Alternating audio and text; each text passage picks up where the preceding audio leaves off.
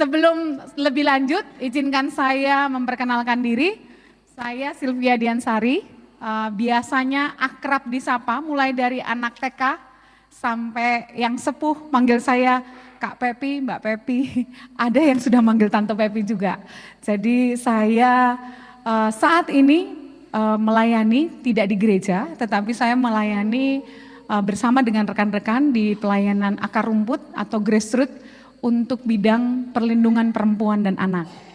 Saya bersama dengan teman-teman membuat sebuah pergerakan di Solo dimulai dari tahun 2018, namanya Gerakan Anak Damai Indonesia.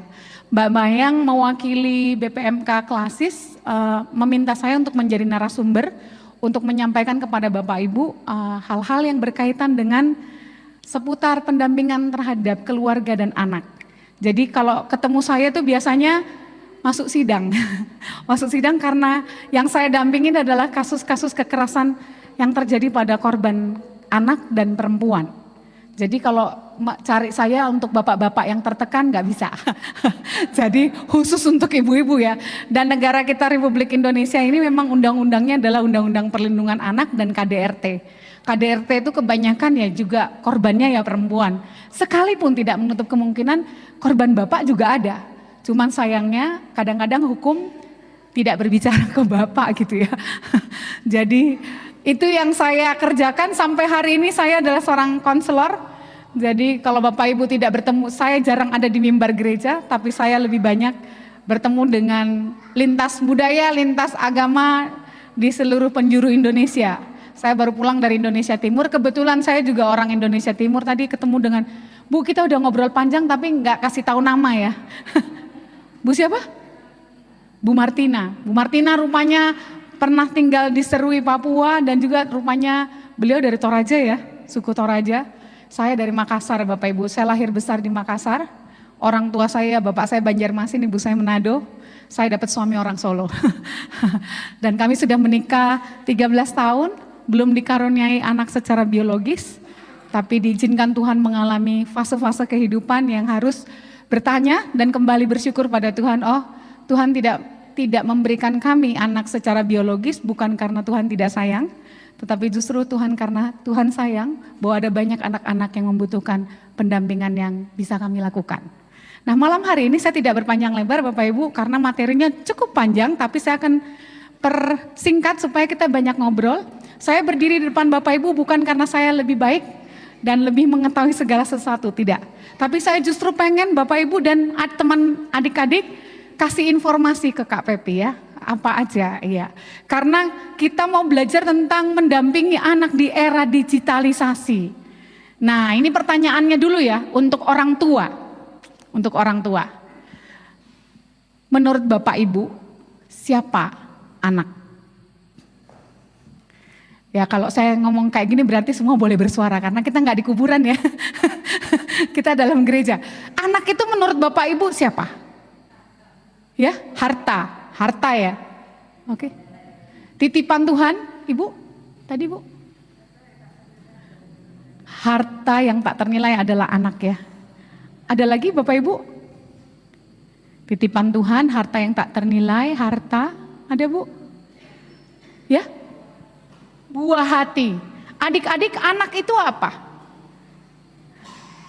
Anak yang merasa anak. Anak itu apa? Adik cakep? Apa?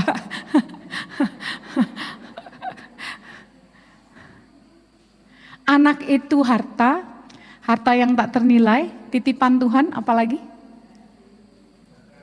Berkat, betul? Ada lagi?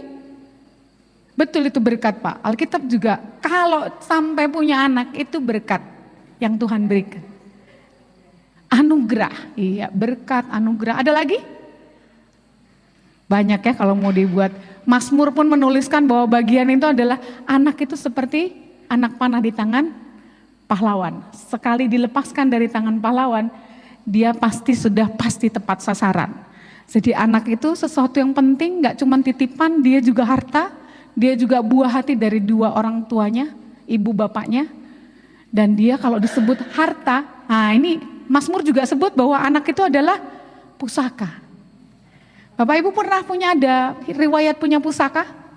Siapa yang tahu? Pusaka tuh biasanya dirawat ya. Ada jadwal mandinya. Ada jadwal dikasih bau-bau harum, ada bunganya dan lain sebagainya. Betul ya? Pusaka berarti harus dijaga, harus disayang. Adik-adik merasa disayang enggak? Siapa yang sering diomelin?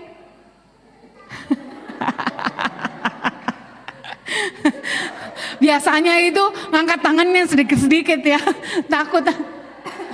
Nanti kalau pulang di rumah, orang tuanya terus protes, Kak Pepi kasih nomor kontak ya. Karena Undang-Undang RI Republik Indonesia Perlindungan Anak nomor 35 tahun 2014 itu jelas-jelas melindungi anak. Dan yang disebut anak adalah usia 0 sampai 18 tahun. Berarti yang termasuk sudah ada menjadi janin dalam kandungan, itu sudah termasuk anak dan negara melindunginya. 18 tahun lewat 1 hari sudah hitungan dewasa Bapak Ibu. Ya, kalau kita bicara tentang hukum negara, anak itu semua yang berusia 0 sampai 18 tahun itu adalah anak. Jadi kalaupun anak umur 14 tahun punya kejahatan tertentu, dia tetap hitungan anak. Tidak bisa hitung kalau masuk sidang hukum, dia nggak bisa hukumnya itu orang dewasa. Harus bagi 2. Lalu itulah hukuman sistem peradilan anak. Ya, itu singkat buat kita. Kenapa kita membahas tema mendampingi anak di era digitalisasi Bapak Ibu? Ini menarik.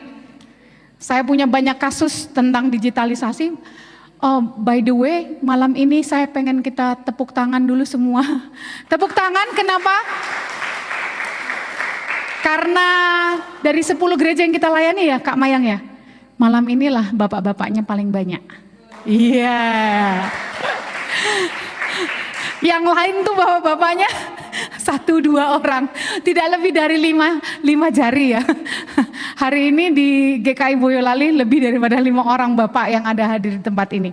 Baik, tujuan kita malam hari ini Bapak Ibu teman-teman adalah untuk memahami tantangan yang ditemukan pada anak dan generasi di era digitalisasi, lalu memiliki pemahaman tentang pentingnya bersikap bijak di era digitalisasi, lalu memberi pemahaman yang sesuai kepada orang tua, pendamping, guru sekolah minggu, bahkan pendidik kalau ada di tempat ini, dan anak tentang ancaman dan tantangan apa yang terjadi di era digitalisasi.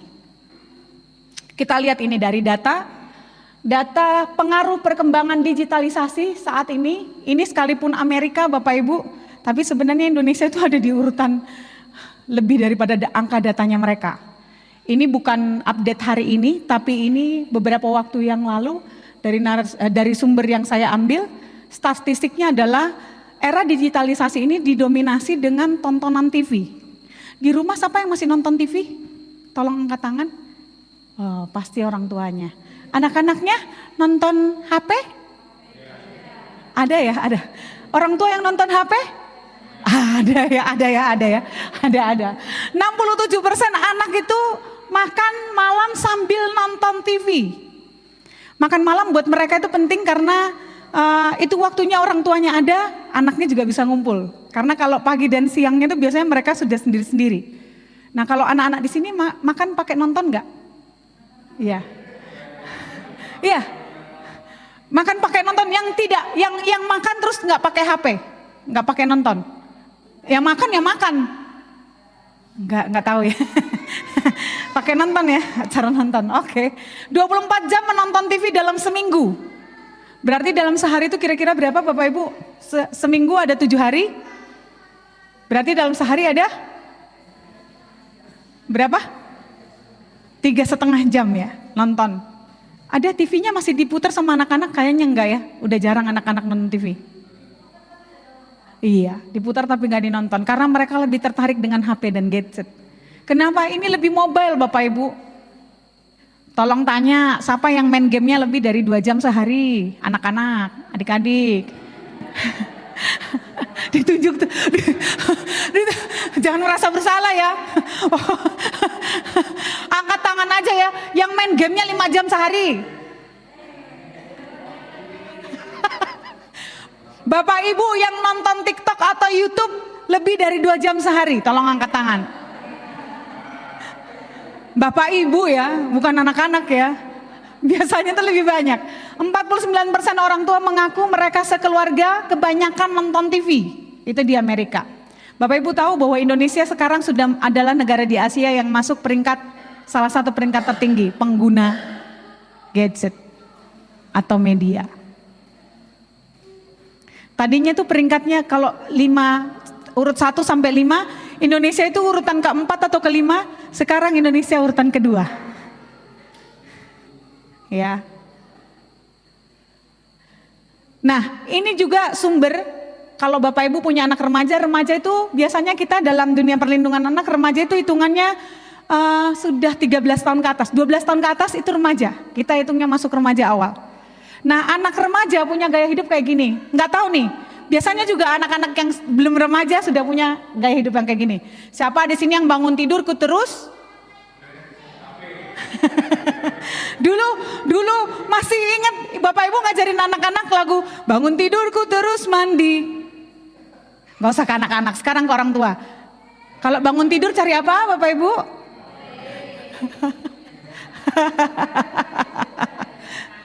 Oh gitu ya Bu ya. Biasanya juga saya bangun tidur pasti cari HP karena kita biasanya renungan paginya pakai HP ya. Jadi banyak alasannya. Lalu mereka juga selalu ingin mencoba tren baru. Itu sebabnya kalau ada tren di TikTok, Bapak Ibu ada yang punya TikTok? Ada? Ada ya? Oh ada ya. Punya TikTok nggak Dek? Punya ya? Ibu punya TikTok? Enggak. Siapa Bapak di antara Bapak Ibu yang tidak pernah menggunakan TikTok? Tolong angkat tangan. 1, 2. Oh iya. Tapi ada yang pakai TikTok ya Bapak Ibu ya? Oke. TikTok itu paling cepat. Saya punya TikTok gara-gara ponakan saya umur 10 tahun tiba-tiba dia pasang HP-nya dan meliuk-liuk depan ini dan dia bilang sama saya, Momi sini, Momi ikutin gayaku. Ini kita bergeraknya begini, ada gini-gininya dan sebagainya. Hah? Aplikasi apa itu? Dan kemudian saya bilang, wah ini bahaya sekali kalau anak umur 10 tahun aja dia udah lincah. Bagaimana dengan anak-anak umur 3 tahun? Betul, anak umur 3 tahun sekarang lagunya apa Bapak Ibu? Saya shock ketika mereka bisa nyanyikan Rungkat dan Dumes. Belum tahu kan? Coba nanti lihat YouTube-nya Rungkat dan Dumes itu seperti apa? Saya kaget. Mereka lebih nguasain lagu itu daripada Pelangi-pelangi alangkah indahmu. Close minded atau nggak suka dikritik? Coba Bapak Ibu kritik mereka, pasti nggak suka. Ini nggak cuma terjadi pada anak remaja, anak-anak SD pun iya terjadi. Nggak suka dikritik, nggak suka dibandingin, nggak suka banyak dikasih masukan. Mereka akan membantah. Menyukai dunia maya dibandingkan dunia nyata, betul nggak sih? Sekarang berapa banyak yang suka buat AI, artificial intelligence. Ibu-ibu banyak loh di Facebook ganti wajah, tampilannya jadi cantik-cantik semua gitu kan, pakai AI itu. Terus ada yang masukin foto suaminya jadi perempuan gitu. Saya bilang, kok nggak gambarmu aja Mbak yang dimasukin, kok bacanya suamimu? Suamiku lebih ayu daripada saya. Padahal kan maksudnya ya kalau kamu udah ayu pakai itu ya biar kelihatan, ini malah foto suaminya dimasukin. Lebih banyak rebahan, betul nggak? Betul, lebih banyak rebahan. Karena kalau pakai yang kayak begini tuh memang asiknya kalau terima kasih sudah menjawab. Nah, pengaruh media digital terhadap perkembangan anak dan generasi ada beberapa komponen Bapak Ibu. Pengaruhnya terhadap motorik anak. Motorik anak itu akan terganggu karena motoriknya akan lebih banyak motorik digerak halus. Kalau ada yang guru PAUD di sini pasti tahu, PAUD KB itu biasanya mereka akan menyeimbangkan antara motorik halus dan motorik kasar. Motorik kasar adalah motorik yang menggunakan energinya lebih banyak, yang lompat-lompat ban, manjat-manjat. Tapi kalau anak-anak banyak main gadget, otomatis motorik halusnya aja. Itu sebabnya kenapa zaman sekarang banyak anak-anak yang obesitas. Karena lebih banyak mainnya ibu jari. Kenapa sekarang banyak orang tua yang kena gejala de Quervain atau pengkakuan? Ini karena terlalu sering begini, berulang. Nah ini akan terjadi pengkakuan di otot saraf gerak ibu jari dan telunjuk. Ya. Fisik, apa yang terjadi Bapak Ibu sekarang selain obesitas? Bapak Ibu perhatikan anak-anak Bapak Ibu juga bisa perhatikan kalau tulang belakangnya ada menonjol atau berbengkok, berlekuk, itu berarti kena skoliyosis. Skoliyosis itu bukan cuma faktor turunan, tapi kebiasaan duduk pun bisa mengakibatkan pembengkokan tulang belakang. Ketambahan mereka kalau pakai backpack atau tas ransel biasanya berat. Nah itu menambah pergeseran tulang belakang. Sebelum umur 17 tahun itu sangat bisa memungkinkan untuk diterapi dan kembali lagi. Jadi kalau pulang ke rumah ada anak-anak, coba pegang tulang belakangnya. Kalau sudah mencurigai bahwa ini suka main game, kan kadang kalau orang main game nggak duduk kayak ibu ya. Enggak ya, caramu kalau main game kayak gimana? Iya sender, terus kakinya naik nggak? Losoran nggak? Oh enggak ya, oke bagus. Sender tapi tegak. Tegak pun ini nggak boleh dibawa tapi harus begini Bapak Ibu. Karena kapan kayak gini juga sarafnya ini nanti kaku di bagian tengkuk. Neurologi atau saraf, nah ini apalagi? Saraf ini menyangkut banyak hal juga karena siapa yang kalau main HP, pakai HP, batunya sampai habis, baru dicas. Iya. Ini warning tingkat tinggi. Tolong kalau baterainya sudah masuk 20% Bapak Ibu dan sudah masuk di angka 15%, HP langsung dicas. Karena pada angka itu radiasi HP itu sangat tinggi dan itu berpengaruh untuk saraf. Dia bisa radius 2 meteran gitu, kita bisa kena efeknya. Jadi tolong jangan pernah anak-anak diizinkan atau Bapak Ibu pakai HP yang kalau sudah peringatan baterainya sudah 15 masih dipakai. Mending itu dicas dan jangan didekatkan, pengaruhnya ke banyak saraf kita. Contoh kalau pengaruh ke saraf itu bangun pagi atau dari tidur terus bangun kepala sakit. Itu biasanya banyak. Untuk sekarang enggak, tapi besok-besok iya. Kalau udah kebiasaan kecil seperti itu akan terbiasa, itu nanti kasihan, mematikan apanya ya, kayak sensor. Padahal itu berbahaya. Ya, adik-adik ya, didengerin ya, jangan pakai sampai batunya 0 ya. Harus berhenti di baterainya 15%, harus langsung dicas. Jangan pakai HP dibawa tidur di bawah bantal. Ada yang taruh di bawah bantal atau di samping kepala? Enggak ya, dijauhkan ya, enggak boleh ya. Kognitif berpengaruh enggak buat anak-anak Bapak Ibu? Gadget itu enggak selamanya negatif. Ada juga yang positifnya karena membantu menambah wawasan dan juga menolong anak-anak mendapatkan informasi seputar pelajaran mereka. Tapi kapan itu berlebihan, maka yang terpengaruh adalah cara belajarnya. Karena mereka jauh lebih tertarik dengan isi yang ada di gadget, bukan tentang pelajaran daripada pelajaran itu sendiri. Itu sebabnya akan terjadi penurunan nafsu belajar. Dan anak-anak kalau dengar gurunya di sekolah udah males, karena lebih menarik apa? HP-nya, apa yang ada di HP itu lebih menarik daripada gurunya. Secara moral, anak sekarang gimana moralitasnya Bapak Ibu? Saya itu suka ngejar anak-anak di jalan yang naik motor. Kenapa? Karena mereka nggak tahu rambu-rambunya. Apalagi kalau udah pakai NMAX. Itu dia meliuk-meliuk. Aduh, saya sampai bilang, itu kan jalanan bukan jalanan sendiri gitu ya. Tapi kan NMAX itu karena tumpaannya itu kayaknya bakoh terus besar, gagah kalau dipakai. Nah, kalau anak-anak pakai itu, biasanya mereka akan biayaan atau tidak terkendali.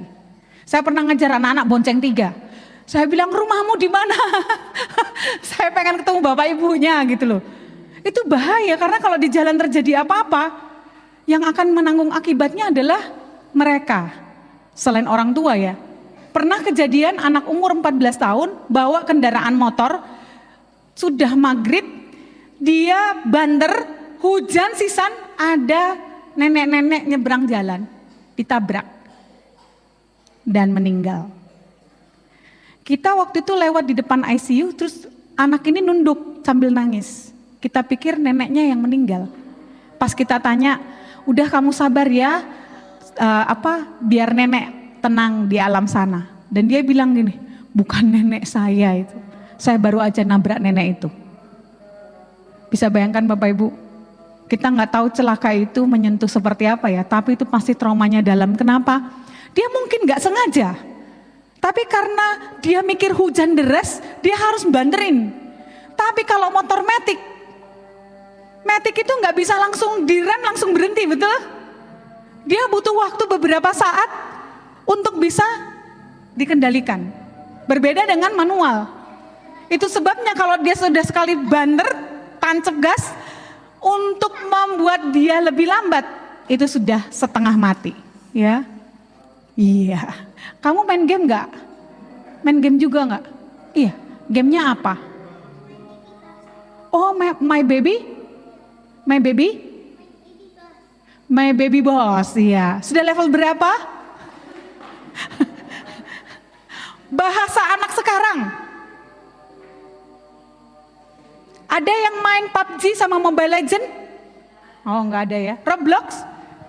Nggak ada ya. Oh, ada yang main Roblox. Bapak Ibu tahu Roblox?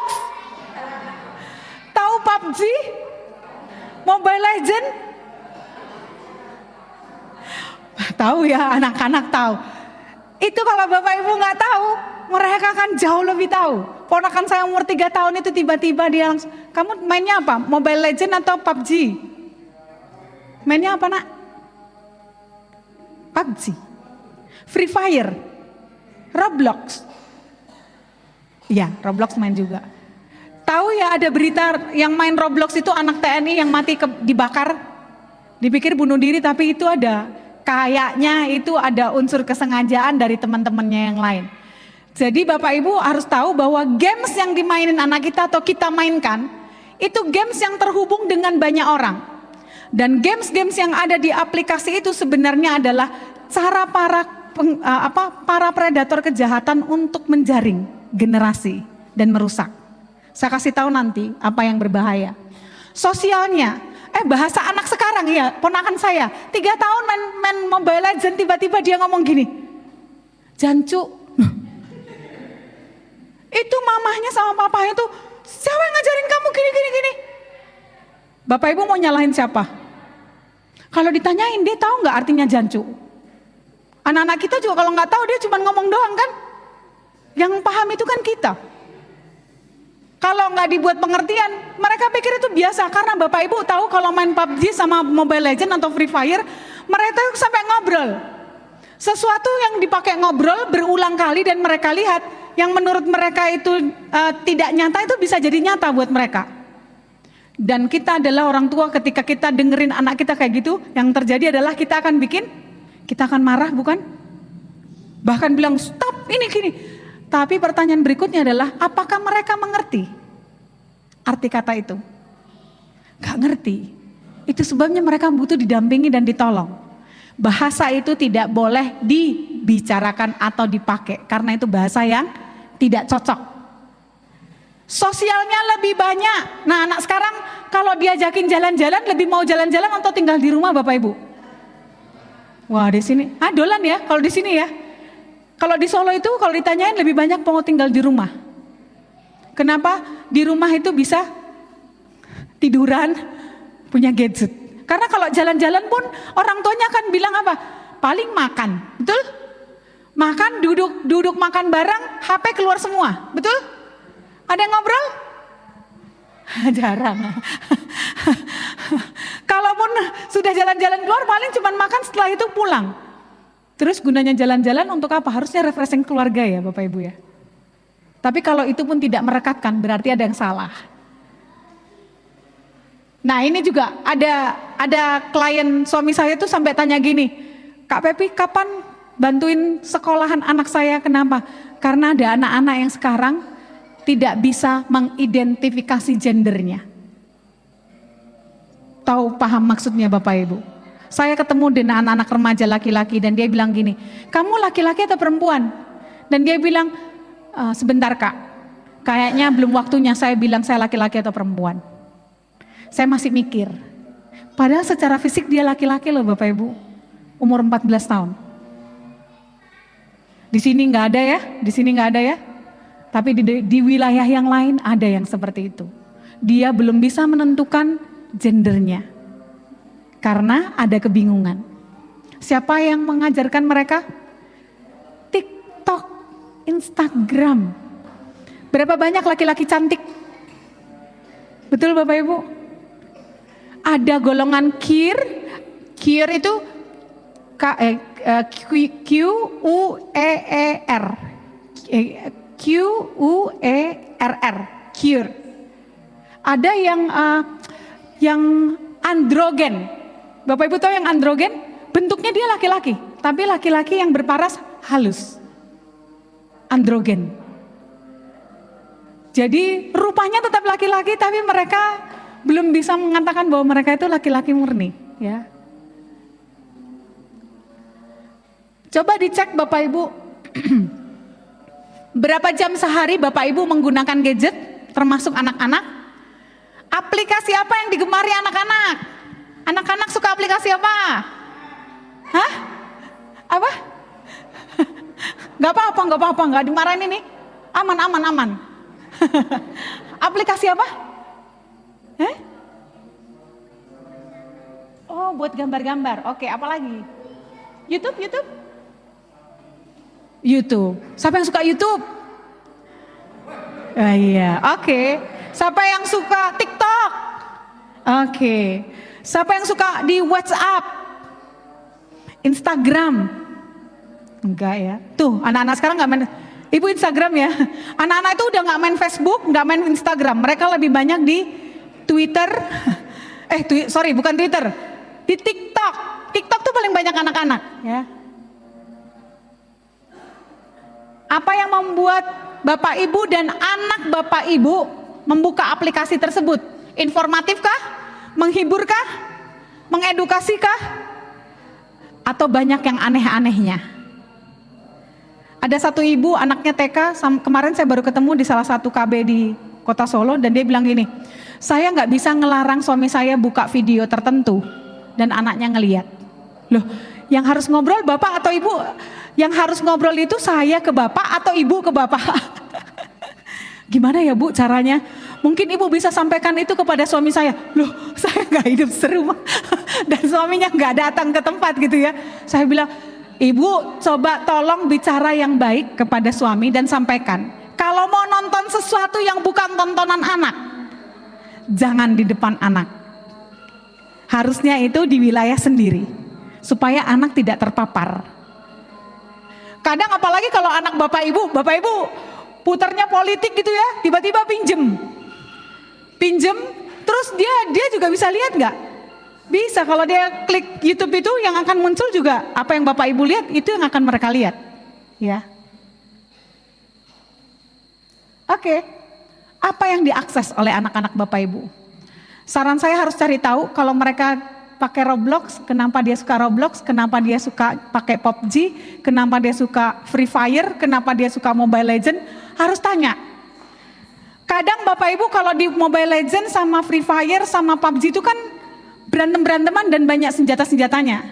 Nah itu harus dicek. Kadang-kadang anak-anak itu yang tidak nyata ini mereka buat nyata. Itu sebabnya hari ini data tentang tawuran itu makin banyak. Kenapa? Karena mereka mempraktekkan apa yang mereka lihat. Dan ini agak sulit karena langkah pendampingannya banyak. Anak 2,5 tahun sampai 12 tahun mereka punya cara berpikir, pola pikirnya berkembang, emosinya berkembang, fisiologisnya berkembang. Dan ini yang menuntut banyak orang dewasa. Saya nggak sebut cuma orang tua, orang dewasa harus mampu mendampingi mereka ketika mereka menggunakan gadget dan mengakses setiap aplikasi yang ada di handphone. Supaya apa? Mereka tidak tersesat Bapak Ibu. 2,5 tahun sampai 12 tahun adalah masa-masa di mana mereka saringannya masih belum lengkap. Berbeda dengan orang dewasa. Itu sebabnya jangan tinggalkan mereka ketika mereka menggunakan gadget. Apalagi seorang diri. Harus ada aturan pemakaiannya. Elizabeth T. Santoso, seorang psikolog, dan dia mendalami fenomena yang terjadi di era digitalisasi terhadap anak dan keluarga. Dia mengatakan walaupun pola asuh orang tua itu sangat-sangat bagus, Di dalam rumah sudah ada etikanya diajarkan, bagaimana spiritualnya juga diajarkan. Tapi kapan mereka terekspos dengan apa yang ada di media dan tontonan program-program tertentu yang ada di TV kah, di YouTube kah, dan lain sebagainya, tidak akan bertahan lama apa yang kita ajarkan kepada mereka. Ponakan saya 3 tahun, dia suka main game. Tiba-tiba muncul pop-up Bapak Ibu. Pop-up itu gambar karikatur. Tapi gambar karikatur yang seorang ibu hamil, yang perutnya terbuka. Dia pakai tank top dan lain sebagainya. Saya tahu anak ini sudah merespon gambar itu. Waktu saya lihat saya bilang, tolong HP-nya, Mami minta. Mami mau kasih tahu kamu. Dia bilang, enggak Mami, enggak. Tolong HP-nya minta. Gak mau, dia lempar ke dalam kolong tempat tidur. Gak bisa diambil. Paham maksud saya Bapak Ibu? Mereka belum tahu, belum nyampe situ. Sekarang dunia kita ini dipenuhi dengan ancaman yang begitu luar biasa. Kelihatannya karikatur, tapi isinya adalah isi-isi yang sebenarnya tidak perlu ditonton oleh anak-anak di usia dini, bahkan usia belasan tahun. Belum waktunya. Kami di Pergerakan Anak Damai Indonesia sekarang ini lagi gerak cepat untuk menolong banyak keluarga, guru-guru pendamping memahami tentang pendidikan seks secara dini. Supaya anak-anak kita paham dan tidak cari tahu sendiri. Tapi dia mendengarkan kita. Informasi tentang dunia seks seperti apa harus didapatkan dari orang tua dan orang dewasa yang punya pemahaman yang benar. Supaya anak-anak kita nggak dibuat bimbang dalam menghadapi situasi. Dan saya membenarkan apa yang Bu Elizabeth ini tuliskan. Bahwa benar, sekuat apapun kita lakukan untuk anak-anak kita, tapi kalau sudah terpapar, sulit Bapak Ibu. Tahukah Bapak Ibu bahwa kejahatan narkoba itu hanya merusak 3 sel saraf di otak manusia. Tapi kejahatan pornografi yang diam itu merusak 5 sel saraf anak, bahkan orang dewasa yang ada di dalam otak kita. Itu sebabnya dia direkam di bawah sadar dan itu menimbulkan banyak kekerasan seksual yang terjadi dimanapun juga. Incest terjadi di mana-mana, pemerkosaan di mana-mana, pelecehan seksual di mana-mana. Dan itu terjadi pada anak-anak kita dan generasi kita. Dan ini mengerikan. Ini isu yang masih belum bisa dilepaskan oleh Indonesia. Indonesia darurat perlindungan anak. Ini yang ditonton nih.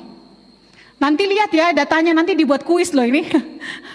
Aplikasi yang banyak digunakan oleh anak-anak di Indonesia sejak pandemi.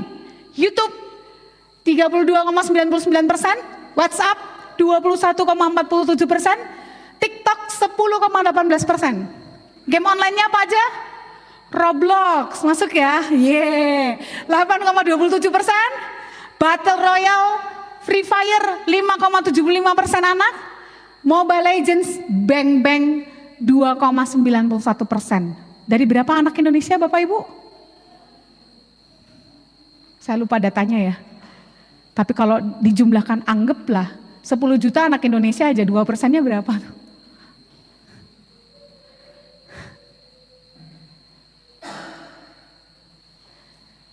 Dan ini adalah salah satu penghilangan generasi. Kalau generasi kita sudah terpapar dengan ini, mereka nggak akan ada 10 tahun lagi. 5 tahun aja mereka akan keluar dari gereja. Anak-anak muda masih banyak di gereja sini, Bapak Ibu. Hampir semua gereja yang Presbyterian mengalami suatu situasi di mana pemudanya hilang dari gereja. Syukur kalau dia pindah ke gereja lain ya. Tapi kalau dia nyasar ke tempat yang lain, itu yang kita khawatirkan. Dan harus banyak berdoa berlutut untuk generasi. Tantangan anak dan generasi di era digitalisasi, kecanduan gadget, sudah pasti. Bullying atau perundungan. Ada yang ngalami perundungan, bullying teman-teman di sekolah?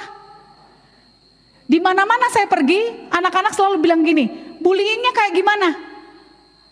Nama orang tuaku disebut Kak. Iya enggak? Iya. Iya. Jadi saya ajarin ke anak-anak, kalau namamu dipanggil pakai nama orang tua, kasih tahu temanmu. Itu nama bapak ibuku. Kalau kamu panggil bagaimanapun aku nggak akan balik. Namaku ini. Kalau masih diulangi, kamu ngomong sama ibu guru. Kalau ibu gurunya sudah bilangin anak itu nggak mau lagi, minta bu guru ketemu dengan orang tuanya supaya ngasih tahu. Ada apa anak ini, kenapa dia manggil temannya seperti itu? Jangan-jangan ada masalah di rumah. Rupanya itu warisan ya, zaman saya dulu juga gitu. Kalau dipanggil nama orang tua itu kita tersinggungnya setengah mati ya. Kok panggil nama orang tuaku gitu ya? Bisa berantem kan di sekolah itu? Gara-gara nama kita dipanggil nama orang tua. Jelaskan dengan baik. Kalau ada ibu guru di sini, bapak guru di sini, harus sampaikan kepada murid-murid dalam kelas. Setiap hari kalau perlu. Tidak diizinkan memanggil nama orang tua teman-temanmu, panggil nama mereka. Karena nama itu nggak sembarangan dikasih, betul nggak? Ya, nama itu nggak sembarangan dikasih. Jadi namaku adalah namaku, nama orang tuaku adalah nama orang tuaku. Bullying zaman sekarang Bapak Ibu lebih sadis daripada zaman dulu-dulu. Betul? Bullying zaman sekarang tuh endingnya kalau dia nggak bunuh diri, dia dibunuh. Pengaruh apa? Gadget.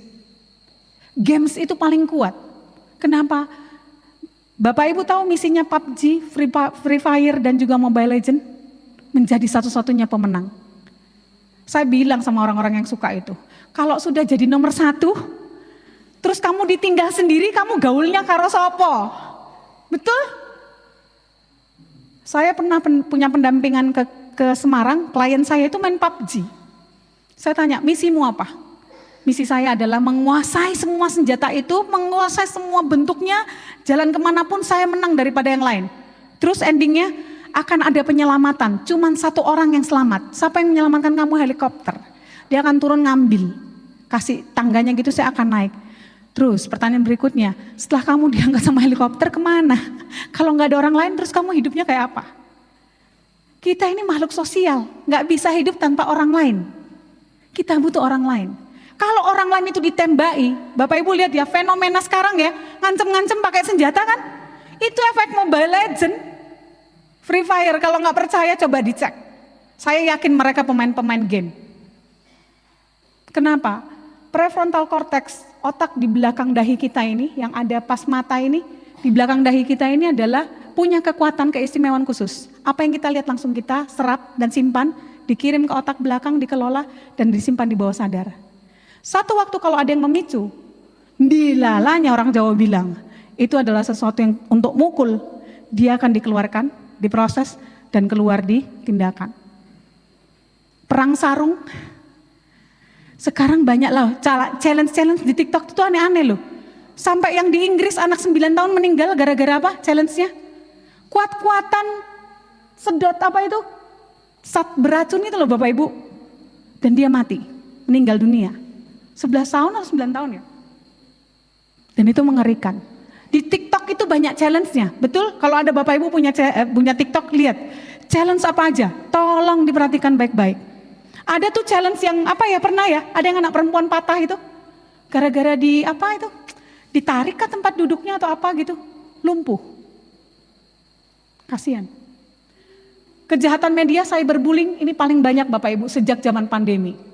Anak-anak dibuat, oh kamu cantik, coba dong pakai bajunya yang kayak gini nanti. Kalau di TikTok itu ada di tap-tap apanya tuh, kado atau bunga, itu dapat duit Bapak Ibu.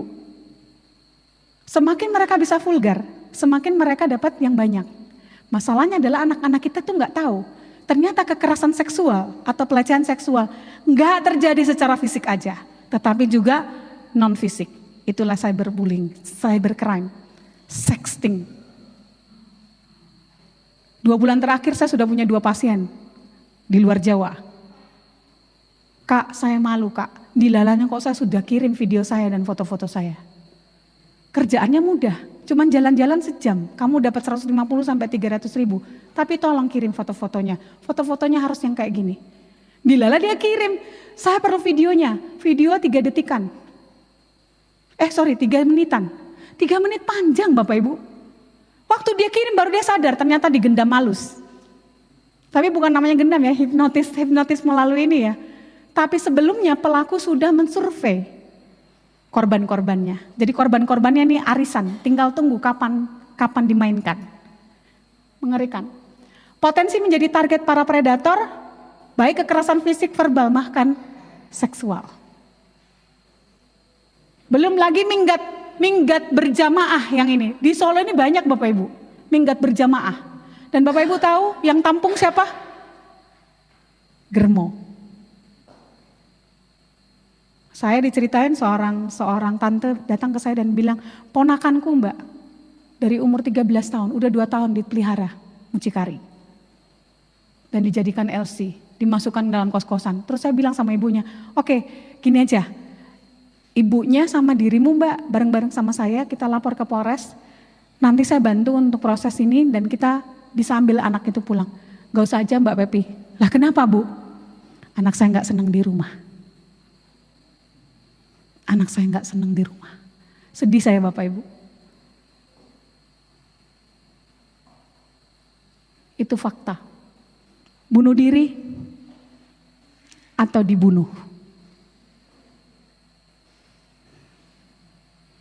Mungkin agak jauh berita ini dari gereja, tapi hari ini saya ada di depan Bapak Ibu, saya nggak ngarang-ngarang cerita. Saya bisa nunjukin di mana posisinya, di mana lokasinya, di mana orang-orangnya, dan itu ada di sekitar kita. Dan sangat amat menyedihkan. Dan saya bilang, kalau ini anak-anak nggak ditolong, siapa yang akan bantu mereka? Bapak Ibu tahu yang heboh di Solo, korban sodomi, guru taekwondo, berapa anak laki-laki? Saya ketemu dengan 2 korban, termasuk dengan keluarganya. Anak laki-laki. Padahal sangka kita kalau anak laki-laki itu kan harusnya bisa langsung mukul ya. Betapa sedihnya ibunya ketika ibunya bilang, hari di mana saya temanin anak saya, satu hotel dengan saya Mbak. Anak saya itu, saya buka WA-nya, ini loh gurumu minta kamu dan selesai langsung ke kamar katanya. Besoknya ini kejuaraan daerah. Dan ibu, anaknya bilang, mau Bu nanti aja. Loh piye toh? Dang rono. Ibunya maksa anaknya untuk pergi ke itu pelatih. Dan anaknya katanya dia bilang, hari itu saya lihat wajahnya sedih banget. Kakinya berat banget. Tapi saya bilang pergi ke sana. Dan rupanya hari itu giliran beberapa anak, termasuk anaknya. Anak laki-laki itu saya temui, dia tunduk kepalanya, dia bilang, tolong aku gak mau dilihat banyak orang. Kalau sudah laki-laki yang laki-laki aja istilahnya, laki-laki aja yang kita pikir harusnya bisa lebih bela diri daripada perempuan. Harusnya dia bisa bela dirinya, gimana dengan perempuan? Anak laki-laki dan perempuan risikonya di zaman ini sama saja Bapak Ibu. Jangan pikir anak laki-laki kita aman. Enggak.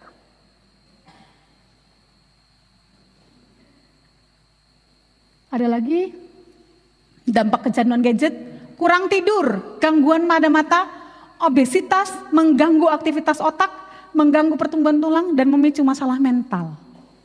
Ini banyak terjadi ini. Memicu masalah mental itu jadi kesannya tuh mereka jadi kayak pemberontak. Padahal sebenarnya kalau Bapak Ibu tanyain dia baik-baik, bisa sebenarnya dari hati ke hati. Kenapa banyak anak-anak kalau ditanya orang tuanya, tanyanya orang tua gini, gimana cara membangun komunikasi Kak? Di rumah mereka terlanjur takut sama orang tua.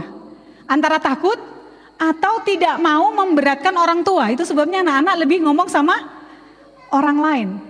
Karena pikirnya nanti kalau ngomong sama orang tua nambah beban orang tuanya.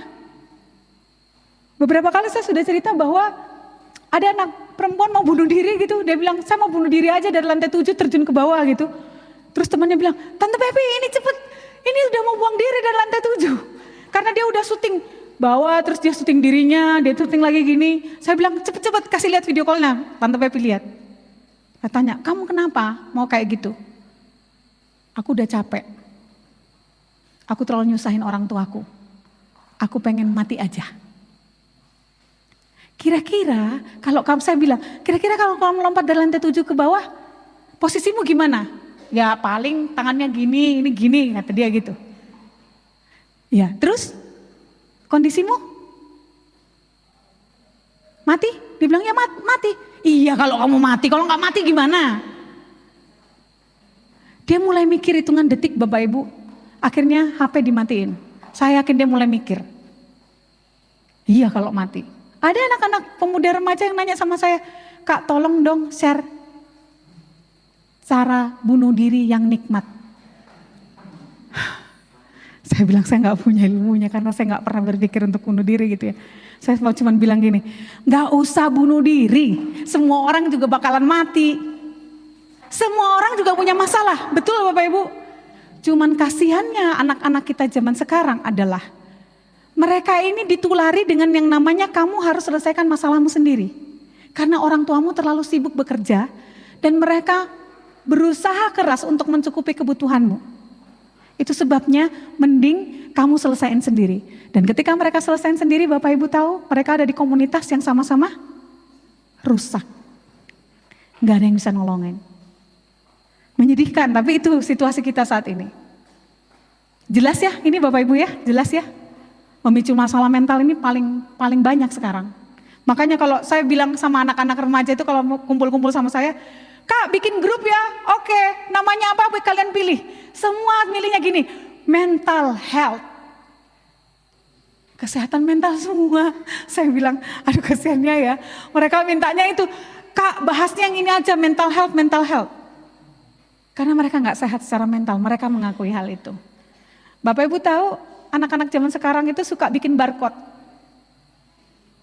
Barcode di kulit. Enggak ada ya, kalian enggak ya? Tahu barcode itu seharusnya cuma ada di kemasan, bukan di kulit tubuhnya kita, enggak perlu. Ya. Tapi anak sekarang tuh rata-rata, dan itu rata-rata perempuan. Rata-rata anak perempuan. Ada barcode-nya. Dan kalau ditanya dia pakai apa? Bermacam-macam alat Bapak Ibu. Saya juga kaget. Oh iya, saya harus apa? Berpura-pura. Oh begitu, tapi saya pengen tahu apa aja yang mereka lakukan. Karena kalau saya langsung bilang, "Widih, sadis banget kayak gitu," pasti dia nggak mau ketemu sama saya lagi. Jadi saya biarin aja. Oh oke, ada lagi, saya buat santai. Ada lagi, kamu pakai apa? Beneran dia juga pakai. Iya Kak, aku cobanya yang kayak begini. Oh oke, baik. Ya.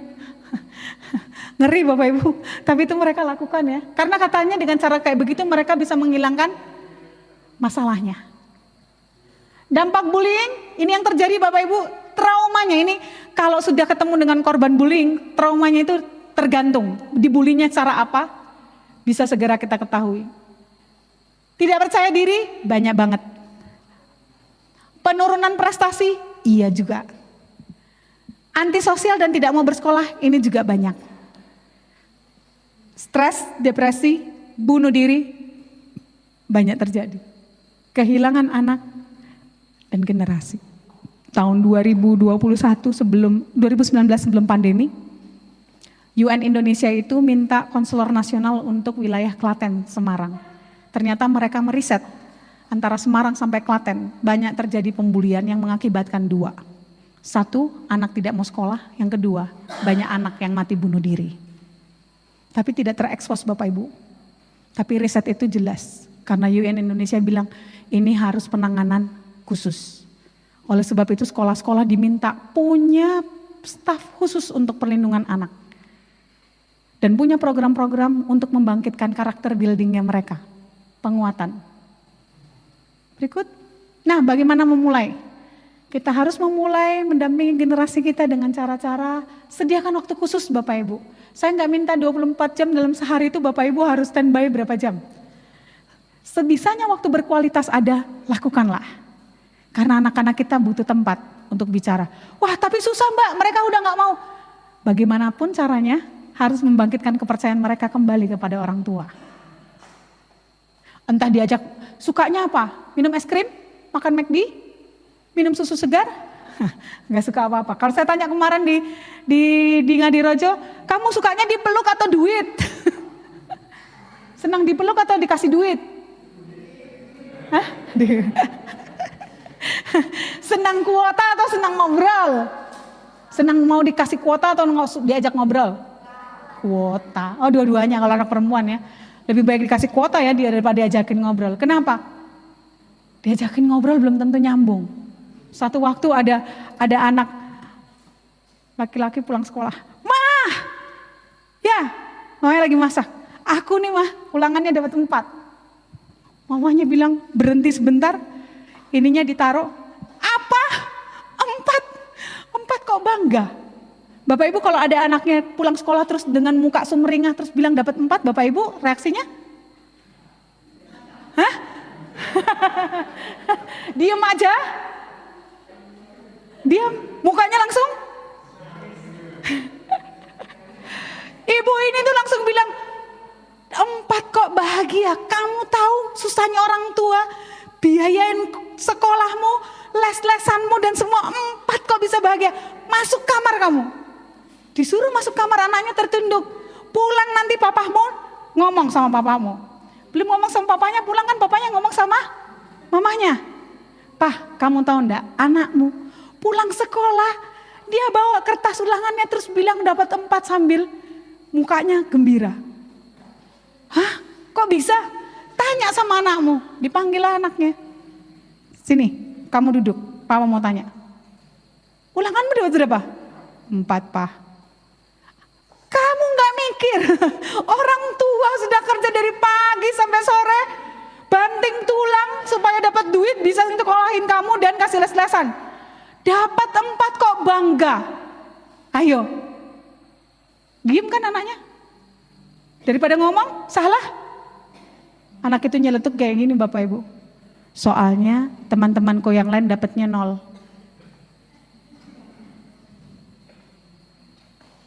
Yang lain dapat 0, anaknya dapat 4. Jelas dia bahagia Bapak Ibu. Tapi kita nggak tahu dia di sekolah tuh ngapain. Di sekolah dia berusaha loh. Jangan dipikir anak kita ke sekolah itu tidak ada bebannya, beban mereka. Betul? Kita dulu sekolah ada bebannya nggak Bapak Ibu? Ada kan ya? Terus kita merasa bahwa, kamu harusnya sekolah bisa pinter. Kita nggak tahu loh kalau gurunya tidak menyenangkan. Kita nggak tahu kalau teman-temannya nolongin dia atau membuli dia. Kita nggak tahu kalau pelajaran itu dia suka atau enggak. Kelemahannya sistem pendidikan Indonesia, semua mata pelajaran dipelajari. Betul nggak Mbak? Di Eropa, Amerika, di China bahkan, kalau dia sudah prosesnya 1, dia suka kalkulus dari kecil, itu terus yang akan dia pelajari. Indonesia beda. Saya pernah punya teman dari Eropa, dia bilang begini, kamu belajar semua agama? Iya, ya, di Indonesia ada Hindu, Buddha, kamu tahu semua itu? Tahu. Kamu? Enggak, kita nggak belajar itu, saya sukanya fisika, jadi semua tentang fisika saya tahu, tapi kalau suruh sejarah, dia nggak nguasain. Jadi orang yang Indonesia ini kalau keluar negeri pinter. Iya. Mereka ditanya yang lain-lain enggak tahu. Kalau orang Indonesia apa-apa dijawab. Loh kok bisa? Mata pelajarannya berapa? Mbak Bayang sekarang. Kalau TK berapa? SD berapa? Betul Bapak Ibu? Jangan pikir mereka santai loh di sekolah. Sedih loh mereka kadang-kadang kalau nggak tahu pelajaran itu. Adik-adik kalau dapat 0, bahagia atau sedih? Sedih. Siapa yang orang tua di sini bahagia kalau anaknya dapat 0? Gak ada yang bahagia kan Bapak Ibu? Teman saya tuh, saya terharu sama teman saya, dia bilang gini, mereka orang Jawa tinggal di Sunda, nah anaknya harus belajar bahasa Sunda. Anaknya berulang kali belajar sampai les-lesan, gak nyantol bahasa Sunda itu. Akhirnya orang tuanya bilang gini aja nak, kamu pergi berangkat sekolah, ujian lah, terbaikmu usahakan, kalau nggak dapat yang gimana-gimana terserah. Pokoknya kamu udah belajar. Oke, berangkatlah ke sekolah. Dia isi semuanya Bapak Ibu. Dapat nilainya berapa Bapak Ibu? 0. Orang tuanya bilang apa Bapak Ibu? Kamu hebat. Papa mama tahu karena kamu berusaha. Kalau kamu nggak bisa dapat yang lebih daripada itu, nggak apa-apa. Jangan merasa tertekan. Kenapa? Supaya anaknya tetap senang sekolah. Betul? Lah kalau kita udah tekan kayak gini dulu, mau ke sekolah lagi, aduh besok aku dapat berapa ya? Anak-anak itu mikirnya angka loh Bapak Ibu. Nggak usah anak-anak. Kalau anaknya tinggal kelas yang malu siapa? Orang tua loh. Bukankah kalau anaknya tinggal kelas seharusnya anaknya itu yang harus bertanggung jawab, betul? Tapi yang terjadi adalah kita yang marah-marah kan, ngamuk-ngamuk. Tolong dicek.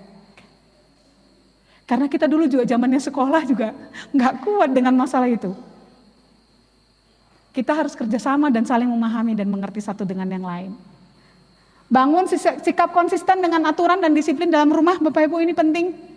Penggunaan gadget itu sudah harus ada jam-jamnya. Kalau tidak, risikonya fatal. Penggunaan gadget tidak boleh seorang diri, harus didampingi. Bangun komunikasi yang interaktif dan hidup kerohanian, ini penting. Ada di sini yang tidak hafal doa Bapa Kami? Bisa doa Bapa Kami? Kamu bisa doa Bapa Kami? Bisa. Bisa? Anak-anak bisa doa Bapak kami? Hafal ya? Anak-anak di wilayah lain tuh bilang gini, kalau saya hafal doa Bapak kami efeknya apa? Dia nggak tahu doa Bapak kami, Bapak Ibu. Apalagi suruh buka Alkitab. Kenapa? Karena mereka dikejar dengan tuntutan pelajaran di sekolah harus lebih tinggi daripada nilai agama. Padahal yang harapan kita adalah harus diajarkan berulang-ulang tentang kasih Tuhan pada kehidupan mereka. Terakhir, masih ada ya. Kalau sampai terjadi sesuatu, lakukan pendampingan dengan menghubungi profesional, siapapun itu. Kalau ada kondisi-kondisi anak yang sudah diambang batas, kayaknya nggak bisa dikendalikan lagi, saya perlu pendampingan profesional, silakan. Saya dan teman-teman di pergerakan kami sangat terbuka ketika banyak orang tua, banyak guru dan pendamping yang menanyakan banyak hal. Kalau kami tidak bisa bantu, kami akan otomatis merefer ke teman-teman kami di pergerakan. Bapak Ibu membutuhkan informasi secara hukum, informasi secara klinik psikologis, kami bisa bantu untuk memberikan informasinya. Bentuk kelompok dengan beberapa orang dewasa yang sepaham, punya rasa peduli dengan generasi, dan gereja harus punya. Supaya anak-anak kita nggak hilang Bapak Ibu. Supaya anak-anak kita tetap cinta gereja, tetap cinta Tuhan. Kolose 3:18-21, Rasul Paulus menuliskan untuk jemaat di Kolose, hai istri-istri, tunduklah kepada suamimu sebagaimana seharusnya di dalam Tuhan. Hai suami-suami, kasihilah istrimu dan janganlah berlaku kasar terhadap dia. Hai anak-anak, taatilah orang tuamu dalam segala hal, karena itulah yang indah di dalam Tuhan. Hai bapak-bapak, janganlah sakiti hati anakmu supaya jangan tawar hatinya. Semua komponen dalam keluarga punya tanggung jawab dan punya bagiannya masing-masing. Rasul Paulus menuliskan ini bagian-bagian terakhir di dalam surat yang dia tuliskan untuk jemaat. Ada yang di Efesus, ada yang di Kolose. Dan bagian ini untuk mengingatkan jemaat di wilayah itu bahwa ada fungsi yang harus dipenuhi dan dilakukan oleh setiap komponen di dalam keluarga. Amin ya Bapak Ibu ya. Jadi mulai sekarang bapak-bapak harus bagaimana? Suami-suami, istri-istri, dan anak-anak. Nah, anak-anak juga ya ingat ya, taatilah orang tuamu, punya tanggung jawab loh ya. Taatilah orang tuamu karena itulah yang indah di hadapan Tuhan. Ya kita baca bareng-bareng Bapak Ibu teman-teman, yuk 1, 2, 3. Kamu tidak memilih keluargamu, mereka adalah pemberian Tuhan sebagaimana juga kamu. Yes. Kita nggak bisa memilih keluarga kita seperti apa. Tapi kita ini masing-masing baik suami terhadap istri, istri terhadap suami, orang tua kepada anak, anak kepada orang tua. Semua kita ini adalah pemberian Tuhan di dalam sebuah keluarga.